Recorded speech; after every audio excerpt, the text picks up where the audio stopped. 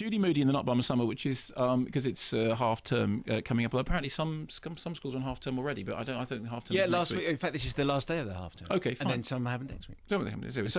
So the story is, it's sort of like, Horrid Henry in girl form. Judy Moody doesn't want to have a bummer summer. She gets together a thrill chart of how she's going to enjoy herself with all her friends. Turns out her friends are all going away for the summer, so she is going to have a bummer summer. Then her parents say that she has to spend some they're going off to, so she's going to be looked after by Heather Graham. Heather Graham, ditzy kooky crazy, does certain things like makes papier-mâché hats and goes and puts them on statues in the local municipal buildings.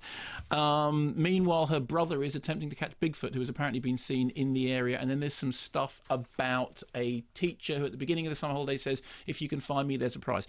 And it's one of those movies, it's got lots of sort of visual, stuff on screen to make it look kind of comic book and a little bit sort of attention deficit and stuff, flashing around on the screen to sort of catch your attention. It's very bright, very garish, very kind of, hey, crazy, kooky. And I didn't hate it by any means, but it's better than the Horrid Henry movie. It's not as good as the Diary of a Wimpy Kid movie. And I tested it with a 10 and a 12-year-old, and their verdict was that both of them thought it was a bit kiddish.